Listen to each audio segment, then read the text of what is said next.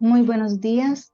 Desde la Asociación Gente para Servir, les damos la bienvenida a nuestro espacio, a nuestro tiempo devocional, tu palabra para encontrar el camino. Hoy, invitándoles para que continuemos en nuestra lectura diaria que corresponde a Amós capítulo 8 y a Segunda de Corintios capítulo 5.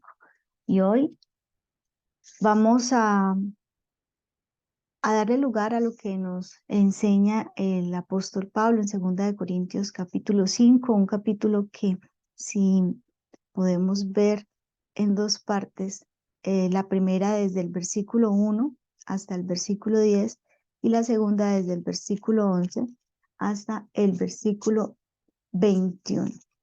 Por supuesto, esta enseñanza que hoy el Señor nos deja solo es posible si disponemos nuestro corazón. Y por ese motivo, allí donde está, yo le invito para que usted le presente al Señor su corazón como un terreno, porque de esto es que el Señor Jesucristo nos habló un día. Cuando el sembrador salió a sembrar, primero es fundamental que entendamos que en la labor del sembrador está el levantarse muy temprano para poder sembrar la semilla. Pero para nosotros que hoy es tan real el hecho de que la tierra se endurece, que la tierra está endurecida porque no está húmeda, porque no ha recibido agua. Y cuando el sembrador sale a sembrar esta semilla, si tira la semilla en medio de un terreno que está endurecido, que ese es su corazón, por supuesto, porque así lo enseña el Señor Jesucristo como nuestro Maestro por excelencia, y que al estar el corazón endurecido es muy difícil que la palabra llegue y tome en la profundidad el propósito y el sentido que debe tener. Y por supuesto de ese resultado, que es lo que el Señor espera de nosotros, que es el fruto, porque en esto Él es glorificado. Por eso, consciente de lo que es su corazón en este día, pero también nosotros, en esta experiencia que, pues que como hijos de Dios entendemos ahora, al vivir los efectos del verano en la tierra, al vivir también los estragos de, de aquel que quiere dañar la tierra, aquel que quiere tomar posesión de la tierra, porque lo que es en el mundo físico es en el mundo espiritual. Y para nosotros, en el día de ayer, creo que ha sido bastante fuerte el fenómeno que se ha presentado en la ciudad respecto a los incendios forestales, pero es que de esa manera también actúa el enemigo, porque él viene a hurtar, matar y destruir. El Señor quiere edificar en nuestra vida, el Señor quiere que nosotros tengamos en nuestro corazón su palabra viva, pero hay uno que viene a querer tomar posesión, a querer invadir un terreno que no le pertenece. Yo quiero primero, antes de que usted vaya, no solo a la lectura, sino también en este día en particular, si ha de acercarse a la palabra de Dios, si ha de tomar esta meditación, comprenda que usted tiene una responsabilidad primero, y es el de clamar para que su corazón esté humedecido, y que por supuesto esa lluvia temprana y esa lluvia tardía que tanto necesitamos, porque es vital para la tierra el agua, ¿sí? Y sabemos que el mismo hombre, por mucho que se esfuerce, no va a poder darle cobertura y siempre va a estar limitado, pero solo de parte de Dios va a venir esa provisión perfecta y esa provisión necesaria. Así que nuestro corazón necesita, y esa es la oración, la más importante de todas. Esa es la petición que usted como hijo de Dios debe hacer en esta mañana. Por eso, perdóneme que haya iniciado este tiempo introduciéndome en estos 5 minutos en este ruego que yo le pido que haga por usted de la siguiente manera. Padre, primero agradecerte por el don de la vida, agradecerte porque tú me has concedido vida, salud y un corazón para buscarte.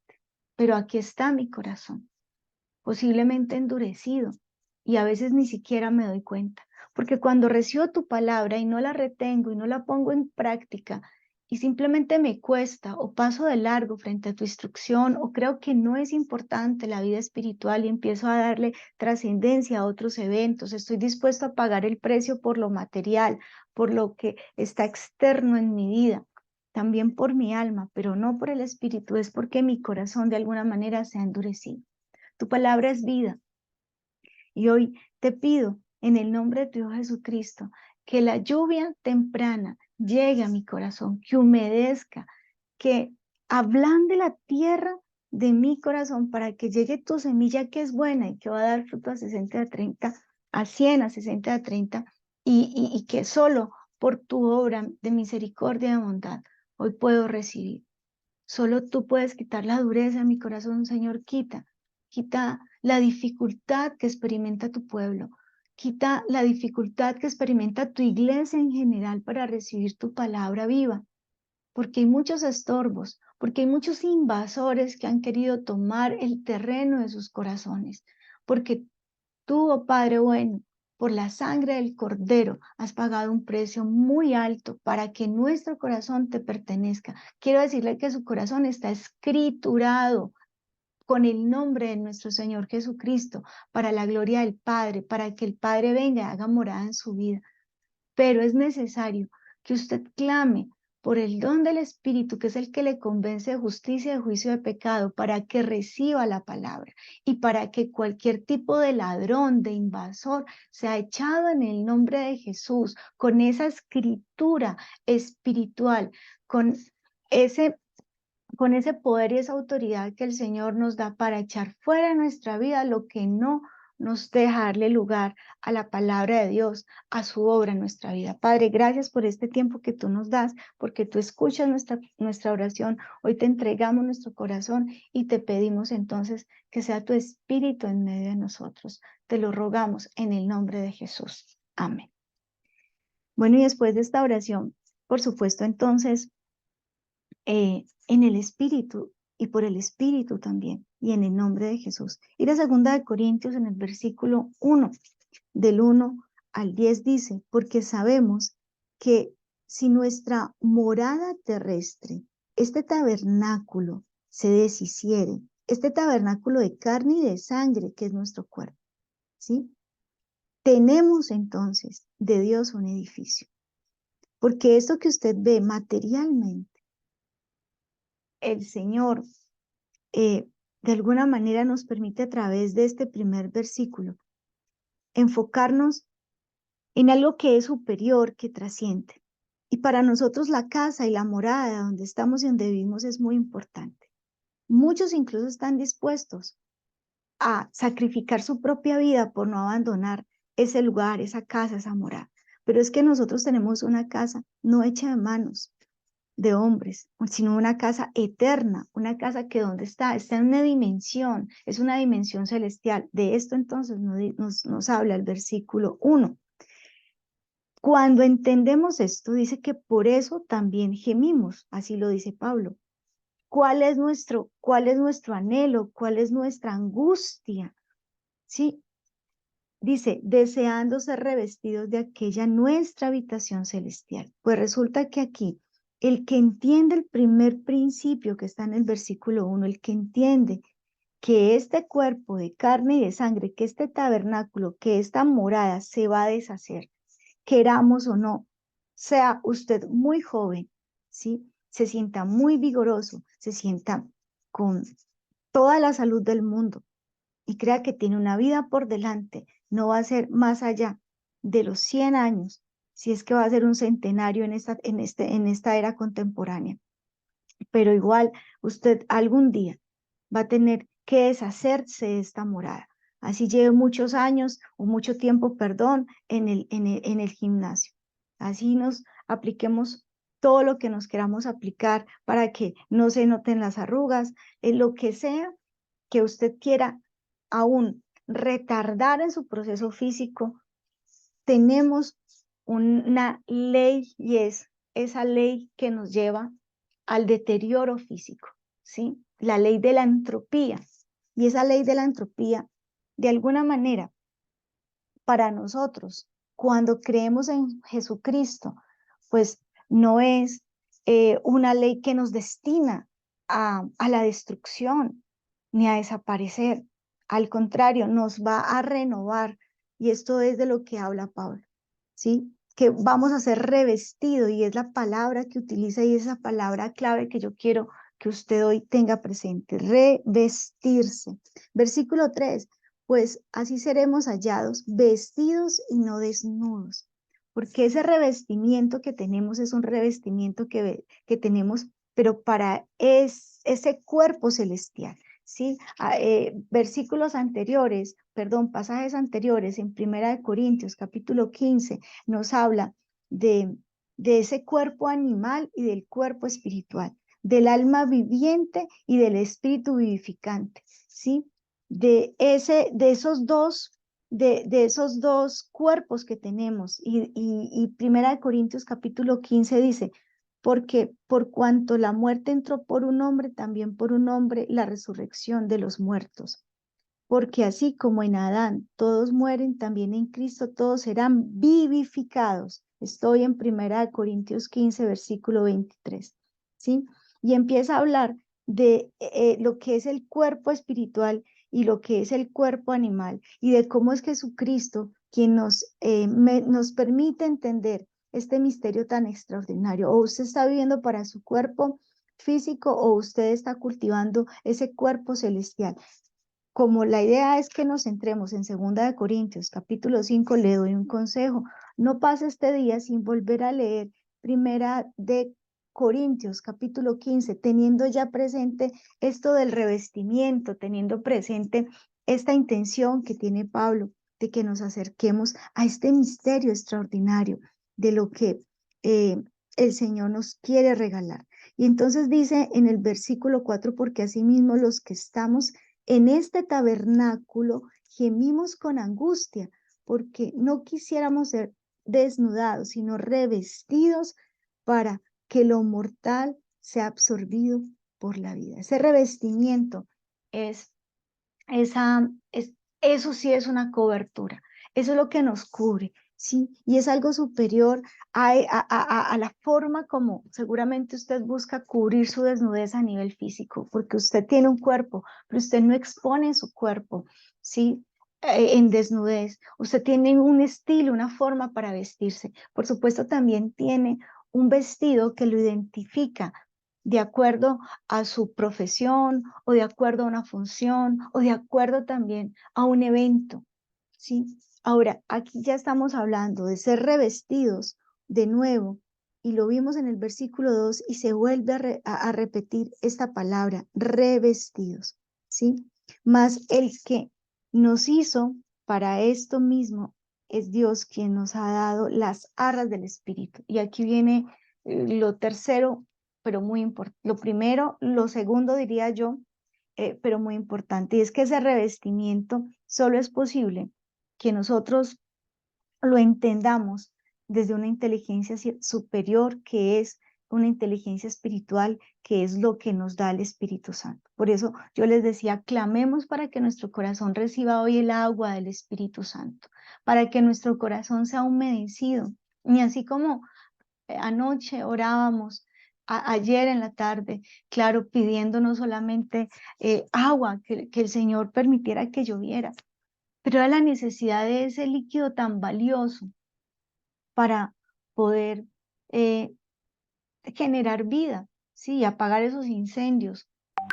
Sin embargo, aquí es importante lo siguiente, y es que nosotros entendamos que la fuente del agua viva está en el Espíritu Santo, y que usted debe clamar, y ese era el clamor de muchos ayer: ¿quién tiene agua? Pero es que si no hay agua, sí, ¿cómo vamos a apagar este incendio? Y pueden estar todas las máquinas, pueden estar todos los hombres preparados, pueden estar todos, todos los que son competentes, ¿sí?, en esta labor de apagar un incendio. Pero ¿qué puede hacer un bombero si no tiene agua? Y nosotros a veces actuamos de esa manera. Queremos apagar los incendios de nuestra vida sin contar con el Espíritu Santo, que es el último, el que nos puede revestir, que es el único quien nos puede dar una cobertura especial para todos los momentos difíciles de nuestra vida.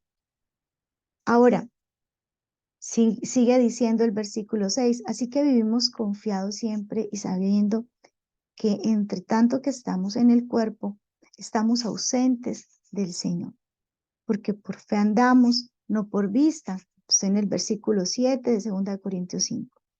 Pero confiamos y más quisiéramos estar ausentes del cuerpo y presentes del Señor. Esto es una revelación superior para aquel que está en Cristo, porque aquí lo que está diciendo Pablo es que lo que anhela es estar en la presencia de Dios.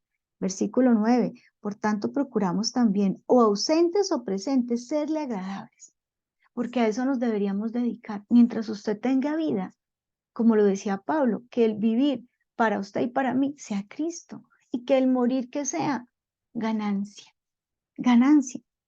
Porque es necesario que todos nosotros comparezcamos ante el tribunal de Cristo para que cada uno reciba según lo que haya hecho mientras estaba en el cuerpo, sea bueno, sea malo. Y aquí está hablando que todo lo que usted haga en este cuerpo y con este cuerpo, por supuesto, que va a tener que dar cuentas de esto. Esto es un tema aparte, hay 4 tribunales, ahí está el tribunal de Cristo básicamente, pero de esto creo que en algún momento tendremos la oportunidad de estudiar. Sepa de todas formas que lo que haga en este cuerpo, ¿sí? Yo sé que la salvación es por gracia, pero todo lo que usted haga en este cuerpo y con otros cuerpos, también el Señor va a tenerlo muy presente, y todo lo bueno, pero también todo lo malo, ¿sí? Ahora, vamos a hablar en esta segunda parte y aquí ahí nos vamos a encontrar, y es el ministerio de la reconciliación. Por supuesto, ese ministerio de la reconciliación nos debe recordar esas 4 facetas de Cristo para que seamos reconciliados con el Padre. Y sin entrar a dar muchos detalles, yo quiero recordarle a usted los evangelios, ¿sí? Mateo, Marcos, Lucas y Juan. Y para entender esas 4 facetas de Cristo con respecto a nuestra reconciliación con el Padre, todo creyente debería entender, no solamente leer Mateo, Marcos, Lucas y Juan, sino también comprender el enfoque que cada evangelista tiene para dar las buenas nuevas de nuestro Señor Jesucristo. Porque Mateo nos muestra al Señor Jesucristo como Rey, como autoridad, porque Marcos nos muestra al Señor Jesucristo como siervo, obediente al Padre. También Lucas nos habla de Jesucristo como Jesucristo hombre en su humanidad, ¿sí? Y por último, Juan nos muestra la divinidad, nos permite entonces acercarnos a Jesucristo como aquel que se despojó de toda deidad, y nos muestra entonces esa faceta divina del Señor Jesucristo. ¿Y esto qué tiene que ver con el ministerio de la reconciliación? ¿Sí? Y es que cuando nosotros empezamos a acercarnos al Señor y vivimos en el temor del Señor, ¿sí? Comprendemos que esa reconciliación y ese ministerio de la reconciliación empieza en nosotros, y que cuando nos acercamos a Cristo desde la perspectiva de los evangelios, podemos primero reconciliarnos con la autoridad de Dios. ¿Gracias a quién? A Cristo.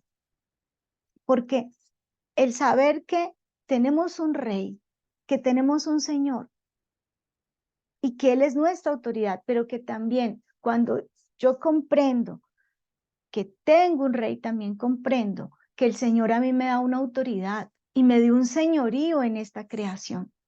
Todo lo que está ocurriendo con el mundo obedece a que el señorío del hombre, la autoridad que recibió de parte de Dios sobre la creación, es una autoridad que está usando para destrucción, ¿sí? Porque en un mundo consumista, donde lo único que queremos es arrasar, ¿sí?, con lo verde que tenemos para establecer selvas de cemento, cuando no cuidamos de la creación que está por debajo de nosotros. Nosotros, en medio de la creación, hemos recibido autoridad y estamos llamados a ser señores en esta creación, ¿sí? A ser administradores de esta creación, pero abusamos de la creación. Y claro que todos estos fenómenos naturales nos afectan y siempre vamos al Padre pidiendo misericordia, pero también la misma creación gime esperando la manifestación de los hijos de Dios, que se supone íbamos a ejercer nuestro señorío y en medio de esta tierra, y vamos a ser reyes, o por supuesto estamos llamados a ser reyes y sacerdotes ahora, pero en Cristo se debe restaurar nuestro rol, porque es que el rey o el gobernante no se levanta para enseñorearse y abusar del pueblo. Y eso lo vimos en las monarquías en la historia. Un rey que se creía dueño absoluto de toda la tierra y de todo lo que había en la tierra. Y eso es lo que ha hecho el hombre. Corta árboles, acaba con la naturaleza, no tiene afecto natural. Y quiero decirle que al Señor le duele tanto que en el evento de, de Noé, el Señor levanta su familia, una familia, ¿para salvación de qué? Pues para salvación de esas criaturas, de esos animales inocentes. El efecto emocional de los que hemos sido testigos de cómo llora, de cómo gime el animalito que se está quemando en medio de los incendios forestales. La desesperación de aquellos que veían calcinarse los guatines aquí en la Buitrera el día de ayer, y me imagino que ayer también en Menga, toda la fauna, toda la flora que estuvo allí. Pero todo eso se lo vemos aquí a nosotros mismos. Pero recuerda que lo que el hombre siembra, también eso segará. Muy triste, terrible, a todos nos afecta, pero es la consecuencia de esa mala autoridad. En la reconciliación con Cristo, la primera faceta que debemos entender es la que nos muestra Mateo, como Jesucristo habla de ser rey, claro, pero dice, pero mi reinado no es de este mundo. Por eso también luego Marcos habla de cómo Jesucristo se hizo siervo y obediente y decía, ¿alguno quiere ser Señor entre ustedes? Sea como el que sirve. Y entonces nos acerca a esa restauración de la obediencia absoluta al Señor. Tengo un rey y yo soy su siervo, ¿sí?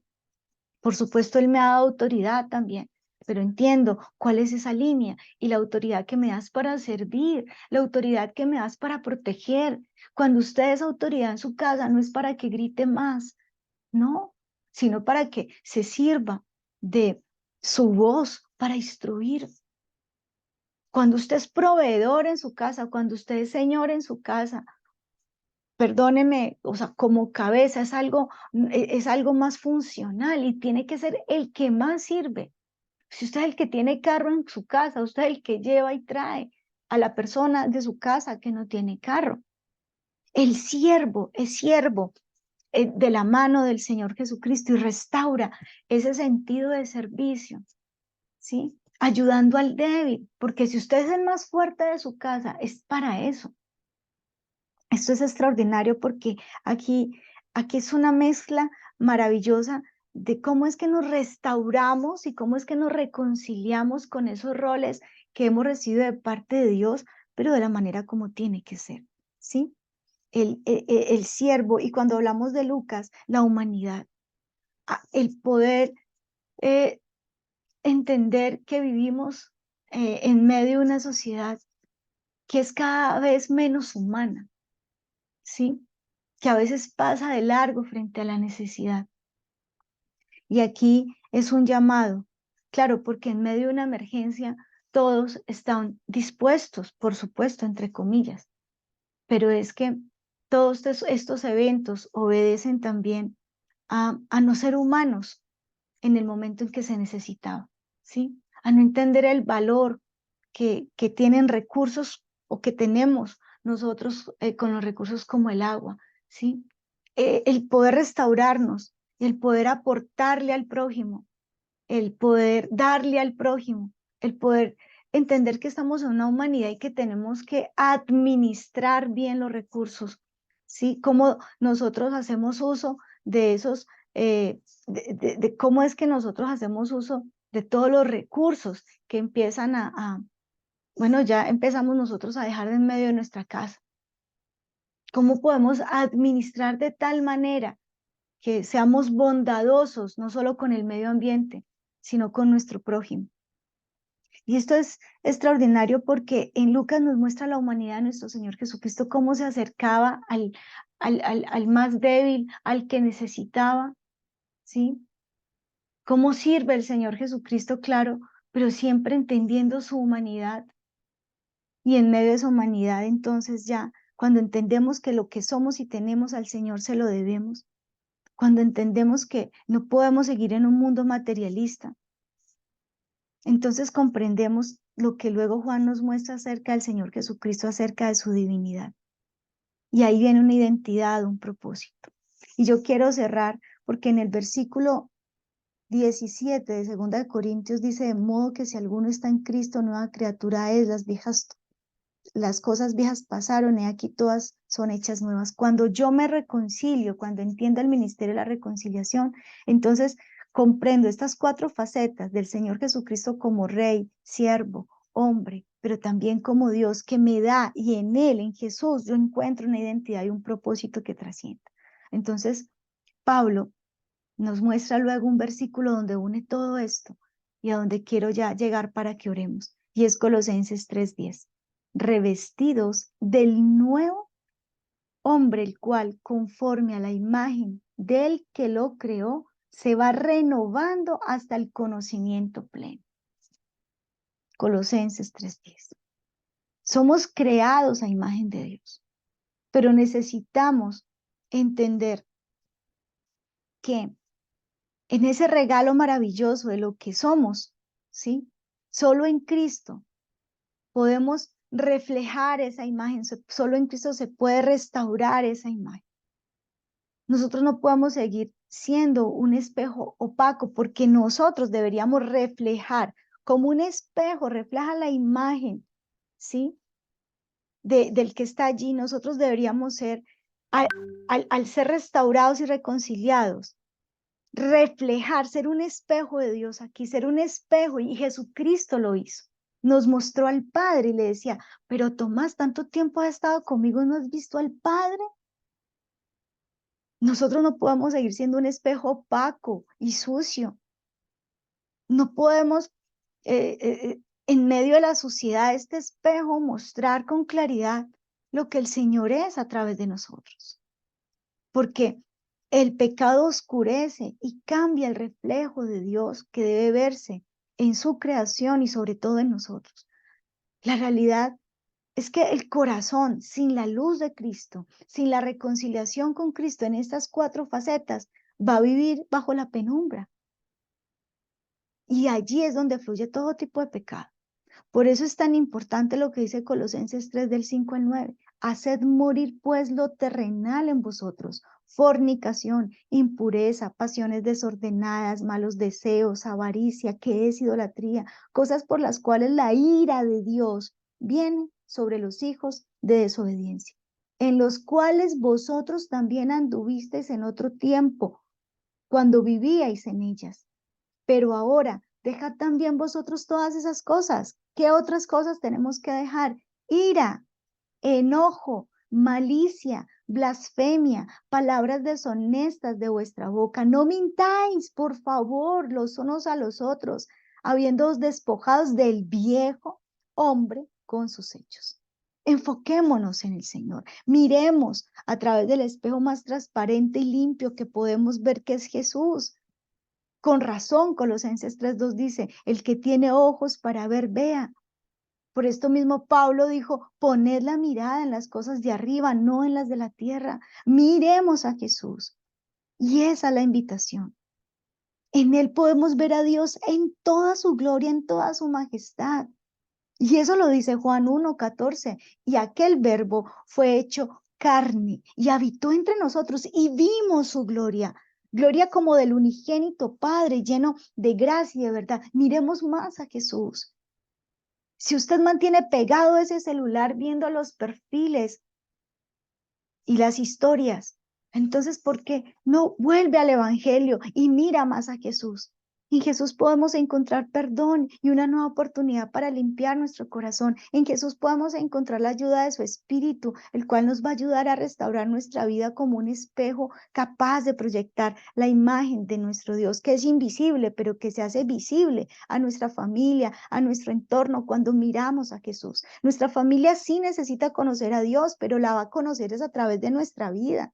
Nosotros somos el instrumento, pero más efectivo para que nuestra familia y la misma sociedad conozca de Dios.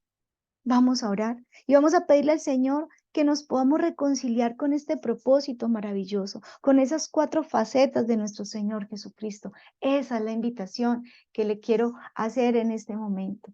Terminemos este devocional y esta semana pidiéndole al Señor que lo haga en nuestro corazón, que nos permita ser renovados, que nos permita encontrarnos con esa reconciliación plena en nuestro Señor Jesucristo.